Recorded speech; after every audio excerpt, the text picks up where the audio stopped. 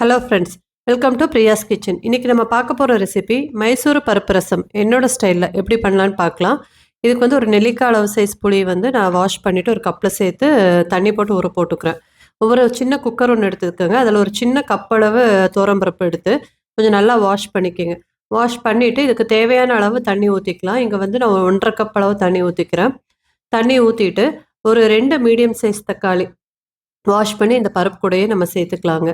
இப்போ இந்த ரசத்துக்கு தேவையான அளவு கொஞ்சமாக மஞ்சப்பொடி, கொஞ்சமாக சீரகம். சீரகம் வந்து ஒரு 1/4 டீஸ்பூன் அளவு போட்டால் போதும். ஏன்னா நம்ம தாளிப்புக்கு கொஞ்சம் போடுவோம். சீரகம் போட்டு இந்த பருப்பு வேகிறதுக்கு விளக்கெண்ணெய், கேஸ்டர் ஆயில் வந்து ஒரு 1/4 டீஸ்பூன் அளவு ஊற்றி நம்ம மூடி போட்டு விசில் விட்டுக்கலாம். ஒரு 2லேருந்து 3 விசில் வரணும். அந்த தக்காளி பருப்பெல்லாம் வந்து நல்லா குழஞ்சி வேகணும். அந்த அளவுக்கு விசில் விட்டு எடுத்துக்கோங்க. இப்போ 3 விசில் வந்து விட்டுருச்சு. இந்த ப்ரெஷர் அடங்கினதுக்கப்புறம் இப்போ நான் அந்த குக்கரை ஓப்பன் பண்ணிவிட்டு ஒரு மத்து வச்சு அந்த பருப்பையும் தக்காளியும் வந்து நல்லா மசிச்சுக்கிறேன். நம்ம இந்த பருப்பை வந்து தனியாக எடுக்க போகிறதில்ல. இந்த பருப்போடு சேர்த்து தான் ரசம் வைக்க போகிறோம். ஸோ அந்த ரசத்தில் வந்து அந்த பருப்பு எல்லாமே கண்டென்ட் இருக்கணும். உங்களுக்கு ப்ரோட்டீன் ரிச்சாகவும் இருக்கும். இது கர்நாடகா ஸ்பெஷல். ஸோ அந்த பருப்போடு வைப்பாங்க.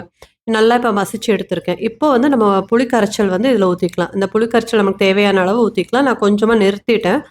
ஊற்றிட்டு இப்போ ஒரு மண் சட்டியில் இதை வந்து நெய் ஊற்றி தாளிச்சிங்கன்னா ரொம்ப நல்லாயிருக்கும். தேவையான அளவு நெய் ஊற்றிக்கிங்க. நெய் சூடானதும் இந்த ரசத்துக்கு வந்து தாளிப்பு வந்து நம்ம இப்போ கொடுத்துக்கலாம். கொஞ்சமாக கடுகு போட்டுட்ருக்கேன். கடுகு பொரிஞ்சதும் கொஞ்சமாக உளுத்தம்பருப்பு, ஒரு 1/4 டீஸ்பூன் அளவு உளுத்தம்பருப்பு போட்டிருக்கேன்.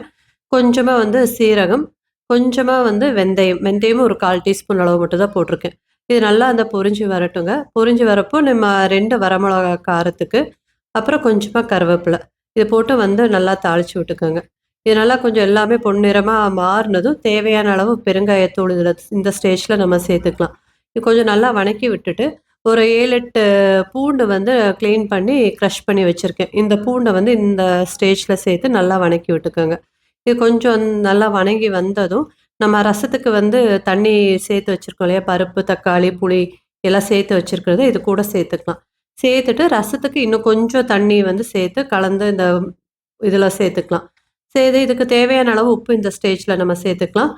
அப்புறம் கொஞ்சமாக வந்து வெல்லம் சேர்த்தணும். மைசூர் பருப்பு ரசத்தில் கொஞ்சம் வெல்லம் சேர்த்துவாங்க. வெல்லத்தை சேர்த்துட்டு இப்போ வந்து நான் போட்டுட்ருக்கிறது மைசூர் ரசம் பவுடர். இது ஹோம்மேடு மைசூர் ரசம் பவுடருங்க. நான் 1 ஸ்பூன் அளவு சேர்த்துருக்கேன். இதை சேர்த்து ரொம்ப வந்து ரசத்தை வந்து நம்ம கொதிக்க வைக்க தேவையில்லை.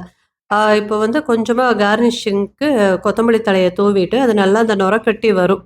அந்த நுரக்கட்டி வர ஸ்டேஜில் வந்து நம்ம கேஸ் ஸ்டவ்வை வந்து ஆஃப் பண்ணிடலாம். அந்த சூட்லேயே வந்து அது கொதிக்கும். இந்த வீடியோ உங்களுக்கு பிடிச்சிருந்தா லைக் பண்ணுங்கள், ஷேர் பண்ணுங்கள், சப்ஸ்கிரைப் பண்ணுங்கள். தேங்க்யூ.